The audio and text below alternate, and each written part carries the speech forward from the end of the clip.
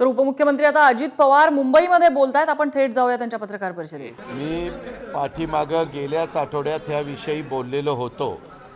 हा आमचा 3 पक्षाचा आणि इतर मित्र पक्ष मिळून काही इंडिव्हिज्युअल पाठिंबा दिलेल्यांचं महाविकास आघाडीचं सरकार आहे। कॉमन मिनिमम प्रोग्राम हा आम्ही तिघांनी मिळून त्या ठिकाणी ठरवलेला आहे। दिल्लीमध्ये तो ठरलेला होता। आता हे तिघांचं सरकार चालत असताना कधी काही विषय निघू शकतात।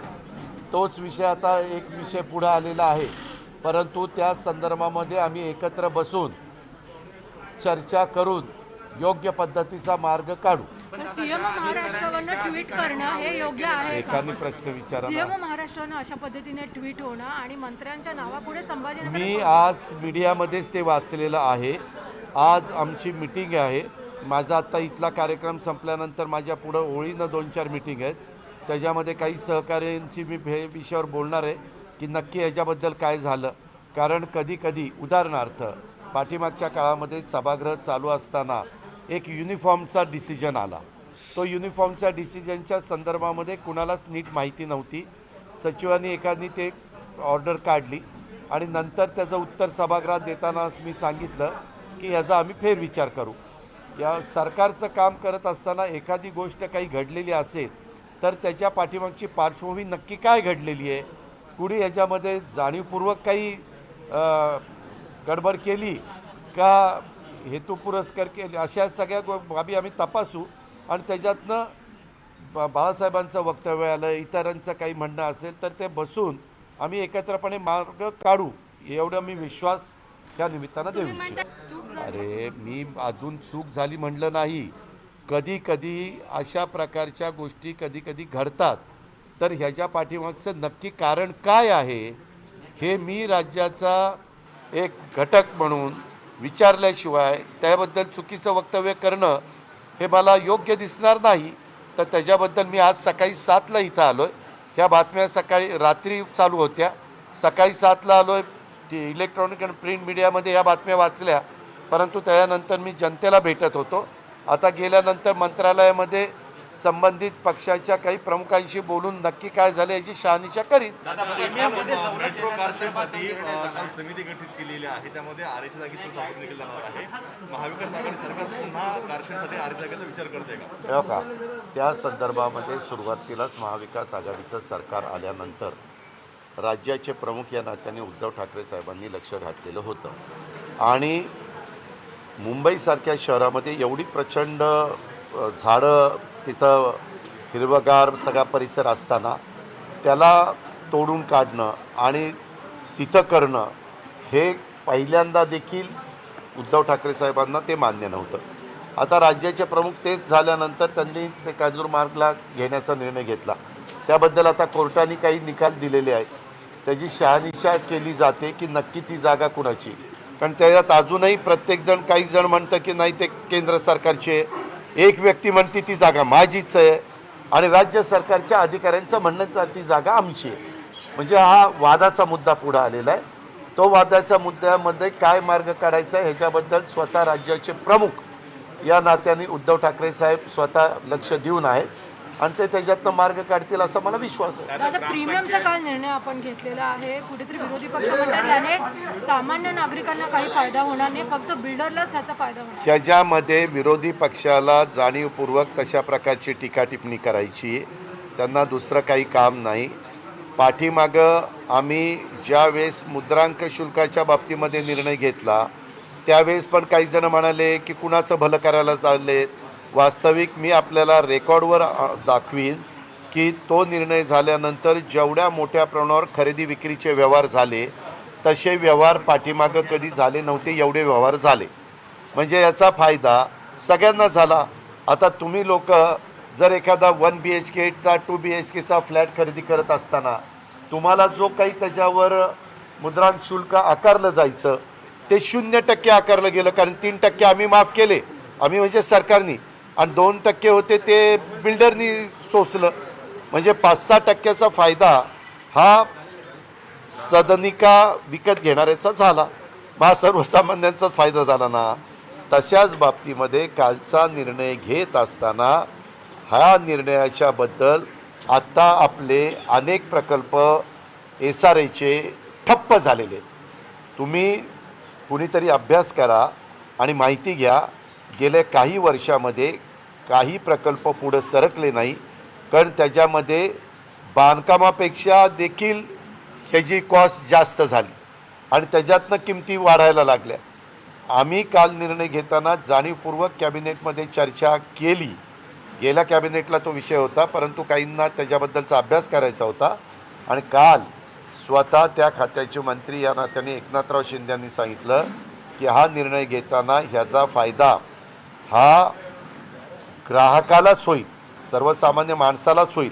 अशाच प्रकारचं आपण त्याच्यामध्ये काही वेगवेगळ्या अटी घातलेल्या आहेत. नंबर 1, हा निर्णय होत असताना ज्या राज्यातल्या महानगरपालिकेत मुंबई, पुणे, पिंपरी चिंचवड आणि ठाणे या 4च महानगरपालिकेमध्ये ह्या महत्त्वाच्या गोष्टी घडतात, तर तिथल्या आयुक्तांनी पण सांगितलं की आमचं उत्पन्न हे पार 15, 18, 20% आलेलं आहे. असा जर काही निर्णय झाला तर आम्हालाही त्याचा फायदा होईल. हा निर्णय घेताना काही फक्त ठराविक लोकांनीच घेतला नाही, जसं पाठीमागच्या निर्णयाचं स्वागत देशातल्या सगळ्या राज्यांनी केलं मुद्रांक शुल्काच्या बाबतीत. मग त्याच्यामध्ये पण आम्ही सरकारच्या बाबतीत सरकारच्या तिजोरीमध्ये येणारा पैसा हा त्या ठिकाणी सवलत एक प्रकारची दिली, ग्राहकाला फायदा करून दिला. आणि करोनाच्या काळामध्ये ही बांधकाम व्यावसायिकांची इंडस्ट्री ही एकदम ठप्प झालेली होती. कुणाला तिथं काम मिळत नव्हतं, त्याला पुन्हा उभारी आलेली आहे. त्याकरता हे केलेलं आहे. अर्थात विरोधी पक्ष त्याच्याबद्दल वेगवेगळ्या प्रकारचं मत व्यक्त करत आहे, पण आम्ही काल अतिशय विचारपूर्वक तिथं सगळ्यांनी सांगितलं की ह्याचा निर्णय होत असताना सर्वसामान्य ग्राहकालाच ह्याचा फायदा झाला पाहिजे आणि तो मिळतोय का नाही ह्याची शहानिशा देखील केली जाणार आहे. एक प्रश्न जीएसटीचा आहे. जीएसटी कडचे पैसे जे केंद्राकडे यायचे होते ते आता किती थकबाकी आहे आणि आपण अतिवृष्टीग्रस्त आणि अवकाळी पावसासाठी सुद्धा केंद्राकडनं मदत देणार होती, ती आली का? केंद्राकडनं ती मदत अजून आली नाही, कारण केंद्राची टीम येऊन 10 ते 12 दिवस झालेले आहेत. मात्र त्याच्यातला एक राहिलेला 2000 कोटीचा हप्ता तो आजच आम्ही तो सोडलेला आहे. त्याच्यावर राज्य सरकारने ते 10,000 कोटीचं पॅकेज जाहीर केलेलं होतं.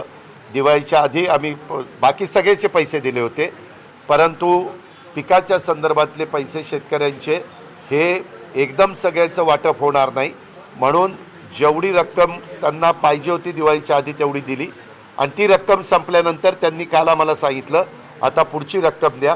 पुढची रक्कम देखील आज आपण रिलीज केलेली आहे. तुम्ही म्हणाल मग रक्कम ताबडतोब का दिली जात नाही?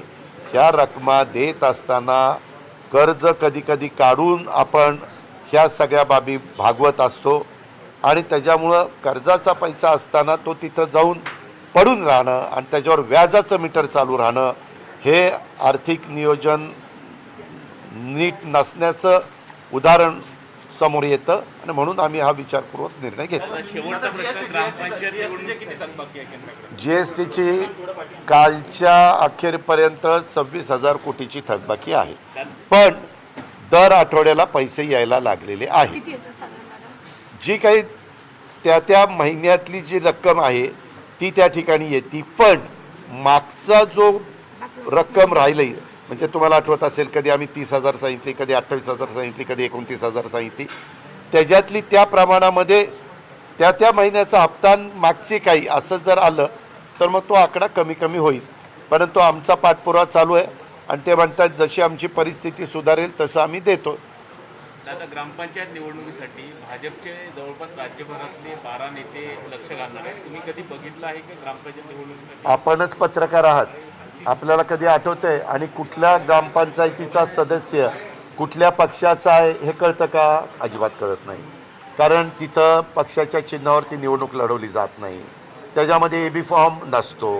उद्याच्याला ती ग्रामपंचायत त्यांचं ज्यांच्याकडे काम असतं ते जातात, सरपंच म्हणतो मी तुमच्याच पक्षाचा आहे आणि काम करून घेत असतो. त्याच्यामुळे याला काही नाही. उगीच आता कालच्या विधान परिषदेच्या निवडणुकीमध्ये दारुण पराभव झाल्यामुळं कुठेतरी काहीतरी आपण काम करतोय असा दाखवण्याचा केविलवाना प्रयत्न त्यांचा चालला. अर्थात ते त्यांचं पक्षाच्या बद्दल काय करायचा हा सर्वस्वी अधिकार चंद्रकांत दादा पाटील आणि त्यांच्या पक्षाचा आहे. त्यांनी वेगवेगळ्या लोकांना सांगितलेलं आहे आता तिथं गेल्यानंतर तो माणूस कुठल्या पक्षाचा आहे हे त्यांना काय कळणार आहे. आता मी पण 30 वर्ष ग्रामपंचायतीच्या निवडणुका पाहत आलेलो आहे. आमच्या तालुक्यात तर 2 गट उभे राहतात आणि जो निवडून येतो तो येऊन सांगतो दादा आम्ही तुमचा साहेबाचाच. आम्ही पण म्हणतो नमस्कार बसा, शाल देतो, हार देतो, श्रीफळ देतो. ही पद्धत आहे. तुम्हाला जर नक्की पक्षाचं काम पाहायचं असेल तर तुम्हाला जिल्हा परिषद, तालुका पंचायत, नगरपालिका, महानगरपालिका ह्याच निवडणुकीमध्ये किंवा मोठे साखर कारखान्यांचे पॅनल असतात ते क्लिअर कळतं की हे कुठल्या पक्षाचं पॅनल आहे. परंतु तिथं पण चिन्ह नसतं. अशा पद्धतीच्या निवडणुका होतात आणि ह्याच्यातून आता वेगवेगळ्या आम्ही वाचतो, ह्याची बिनविरोध झाली, त्याची बिनविरोध झाली. मध्ये तर कोण बिनविरोध करेल त्याला 25 लाख रुपये आम्ही बक्षीस देऊ वगैरे वगैरे असं सगळं आलं. त्याच्यामध्ये पण खूप चर्चा झाली की बाबा हे कितपत योग्य आहे. काही जण म्हणले आम्ही आमच्या गावाच्या मंदिराच्या जीर्णोद्धाराकरता, मंदिराच्या उभारणीकरता पैसे घेतोय वगैरे वगैरे असं ते सगळं झालं. त्याच्याबद्दल पण आता तो अधिकार निवडणूक आयोगाचा आहे. कारण तुम्हाला माहिती आहे की ते स्वायत्त संस्था आहे. त्यांनी त्याच्याबद्दलची शहानिशा करायची आणि काय निर्णय घ्यायचा ते ठरवायचं. आता 2008 ते 2011 सूक्ष्म सिंचन जी आपली योजना होती त्याबाबत ईडीने कृषी विभागाकडनं कागदपत्र मागवली अशी चर्चा सुरू झाली या आठवड्यामध्ये. एवढे जुने म्हणजे आघाडी सरकार असतानाची जी घटना आहे त्यामध्ये घोटाळा झाला त्याची कागदपत्र आता ईडी मागते. हे का उद्याच्याला एखाद्या चौकशी करणारी संस्था असेल तर त्यांनी कुठल्या काळातली कागदपत्र मागावीत हा त्यांचा अधिकार आहे. ह्या संदर्भामध्ये कुठल्याही भागातली कागदपत्र मागितली तर ती कागदपत्र सादर करणं हे संबंधितांचं काम आहे. मी पण ही बातमी मीडियामध्येच वाचलेली आहे. मी कृषी विभागाच्या आमच्या कृषी मंत्री त्यांना करोना झालेला आहे. काल ते कॅबिनेटला नव्हते, नाहीतर मी कालच त्यांना विचारणार होतो की नक्की काय झालं. माझ्याकडं पण मीटिंग होती, त्याच्यात पण त्यांचं पत्र आलं की माझी प्रकृतीच्या कारणामुळं मी आजच्या मीटिंगला हजर राहू शकत नाही. आता ते नाही तर आज मी त्या संबंधित सचिवाला विचारतो किंवा असं काही झालेलं आहे का. कारण बऱ्याचदा ह्या बातम्या ऐकायला मिळतात परंतु कधी कधी त्या बातमीत तथ्य असतं, कधी नसतं. जेव्हा त्याची शहानिशा करू. निवडणुकीमध्ये काँग्रेस स्वबळावर निवडणूक लढवणार आहे मुंबई महापालिकेची. राष्ट्रवादीची भूमिका ठरली काय? राष्ट्रवादीची भूमिका सध्या तरी मित्रपक्षांच्या बरोबर आघाडी करून पुढं जायचं अशी चर्चा चाललेली आहे. अंतिम निर्णय घेण्याचा अधिकार आमच्या वरिष्ठांना म्हणजेच पवार साहेबांना आणि प्रांताध्यक्ष या नात्याने जयंतराव पण सगळ्यांशी, नवाब मलिक आणि बाकीच्या सहकाऱ्यांशी चर्चा करून पुढचा निर्णय घेतील. पण आमची तर मानसिकता साधारण आघाडी करावी, मताची विभागणी होऊ नये. मताची विभागणी होऊन तिसऱ्याला धड नाही मला, धड नाही तुला, दे तिसऱ्याला, घाल कुणाला म्हणत नाही, दे तिसऱ्याला, त्या पद्धतीनं त्या ठिकाणी होऊ शकतं. म्हणून आम्ही म्हणजे मी तरी त्या बाबतीमध्ये सकारात्मक. दादा पण काँग्रेस सोबत लढणार आहे, भाजप वेगळे लढेल, तर शिवसेना आणि राष्ट्रवादी असं समीकरण असं केलं. त्याच्याला इतक्या आधी त्याच्याबद्दलचा अंदाज व्यक्त करणं. कारण आम्ही बाळासाहेबांशी पण चर्चा करू. आता भाई जगतापांच्यावर जबाबदारी टाकलेली आहे. भाई जगताप त्या दिवशी एक सहज कडसी म्हणून आलेले होते. माझी त्यांची थोडीफार चर्चा झाली. ते एक आक्रमक व्यक्तिमत्व आहे. त्यांच्याशी पण चर्चा करून आम्ही हाच प्रयत्न करू जेणेकरून ह्या महाविकास आघाडी जी काही अस्तित्वात आलेली आहे त्याला कुठं अडचण न येता त्या स्थानिक स्वराज्य संस्थेमध्ये देखील जसं विधान परिषदेमध्ये यश मिळवण्याचा प्रयत्न केला त्याला अपवाद एक अमरावतीचा ठरला. पण बाकीच्या बाबतीमध्ये तरी चित्र चांगलं पाहायला मिळालं. कॅबिनेट घेतलेला मायकल जॅक्सनचा जो इव्हेंट झालेला 1996 साली त्याचा टॅक्स एंटरटेनमेंट टॅक्स तो एक वेव ऑफ करण्याचा, माफ करण्याचा काल कॅबिनेट नाही हो. ही मॅटर कोर्टामध्ये गेलेली होती. कोर्टाने सांगितलं की ह्याच्याबद्दलचा निर्णय त्या ठिकाणी घ्या. काल त्या संदर्भामध्ये पूर्णपणे काही प्रश्न उपस्थित केले गेले काही सहकाऱ्यांनी. त्याच्या संदर्भातली माहिती वित्त विभागाने काही उपस्थित केलं. असं वेगवेगळे ते करत असताना आम्हाला असं कळलं की ती रक्कम देताना त्याच्यातली साधारण 80 ते 85% रक्कम CSR म्हणून अशा सामाजिक संस्थेला द्यायची आणि 15%च द्यायची. त्याबद्दल नीट काही कुणाला उत्तर त्या ठिकाणी देता आलेलं नाही. त्याच्या माहिती घेऊन मिनिट्स कन्फर्म करताना आम्ही त्याच्यामध्ये काय नक्की निर्णय घेतलेला आहे ते अतिशय क्लिअर तुम्हाला सांगू. दादा चंद्रकांत पाटिल ने विधान परिषद चुनाव को लेकर कल कहा कि उसमें धांधली हुई है बैलेट में और कई सारे बैलेट्स हजारों की संख्या में कोरे मिले हैं, अचानक बूथ चेंज कर दिया गया है, अंडर ग्रेजुएट होते इसकी इंक्वायरी करो. हमारा कुछ कहना नहीं. हमेशा जब किसी की हार हो जाती है तो ऐसे ही बातें आगे आती है कि यहाँ धांधल हुई वहाँ धांधल हुई. क्योंकि पहले बीच में एक आपको मालूम है पार्लियामेंट का चुनाव होने के बाद रिजल्ट जब जो आया तो सबको ऐसा लगा कि ये कुछ मैनेज किया है, लेकिन ऐसा नहीं होता. अपने डेमोक्रेसी इतनी बड़ी लोग है 135 करोड़ में से वोटिंग करते हैं 85-90 करोड़ लोग, तो ऐसा कैसा हो सकता है? ऐसा नहीं होता. दादा औरंगाबाद पे अगर तो भी वो इंक्वायरी कर सकते हैं, उनको वो अधिकार है. औरंगाबाद पे हिंदी अगर बता दो, क्योंकि औरंगाबाद मुद्दे को लेके नाम चेंज लेके एक कंट्रोवर्सी है. कल हमने देखा कि कैबिनेट मिनिस्टर जो उन्होंने DGI-PR को टैग करके लिखा था कि ऐसी चीज़ होनी नहीं चाहिए. मैंने मीडिया में ये न्यूज़ देखी, इलेक्ट्रॉनिक और प्रिंट मीडिया में भी पढ़ी. इसके बारे में मेरा इतना ही कहना है, हमारा जो महाविकास आघाड़ी कॉमन मिनिमम प्रोग्राम के आधार पे आगे आया है और पिछले 1 साल उसके बारे में काम कर रहा है, तो ये जो इशू है इसके बारे में हम बैठेंगे और बात करेंगे और अच्छी तरह से रास्ता निकालेंगे. दादा प्रकाश आंबेडकर म्हणाले पुण्याचं नाव संभाजीनगर करा, कारण संभाजी महाराजांचं जी समाधी आहे हो ती का, कुणी काय मागणी करावी हा ज्याचा त्याचा अधिकार आहे. आता कुणी भावनिक मुद्दे काढतं, कुणी विकासाच्या बद्दल बोलतं, कुणी नामकरणाच्या बद्दल बोलतं. असे वेगवेगळ्या गोष्टी आजपर्यंतच्या महाराष्ट्राच्या गेल्या 60 वर्षाच्या इतिहासात घडलेल्या आहेत. 1960ला महाराष्ट्र राज्याची निर्मिती झाली, आज 2021 साल आहे. त्याच्यामुळे 60 वर्ष पूर्ण होऊन 61व्या वर्षात आपण पदार्पण करतोय. अशा काळामध्ये एक मुद्दा एका शहराचा आला की कोण मराठवाड्यातल्या प्रमुख शहराच्या बद्दल औरंगाबादबद्दल बोलतं, कोण अहमदनगरबद्दल बोलतं, कोणी आता पुण्यालाही बोलायला सुरुवात केली, अजून कोण कोण कुठं कुठं बोलतील. आणि त्यांनी बोललेल्या बातम्या तुमच्यासारख्या मीडियानी जर दाखवल्या की त्यांनाही वाटतं मी बोललेली बातमी येते, त्याच्यामुळे आणखीन कुणाकुणाला एक एक सुचायला लागतं. माझं म्हणणं आहे की हा ज्याचा त्याचा अधिकार आहे. मी काही त्यांनी मागणी करू नये अशा मताचा अजिबात नाही. आपण अनेक ठिकाणी विमानतळाची पण नावं मोठ्या मोठ्या मान्यवर व्यक्तींची दिलेली पाहिली. डॉक्टर बाबासाहेब आंबेडकरांचं नाव पण नागपूर ह्याला दिलं, नागपूर विमानतळाला दिलेलं. मी स्वतः त्या कार्यक्रमाला हजर होतो, प्रफुल्लभाई होते, सगळेजण मीडिया होता. अशा प्रकारे या गोष्टी त्या ठिकाणी घडत असतात. इतर पण देशातल्या विमानतळाला वेगवेगळी नावं देतात.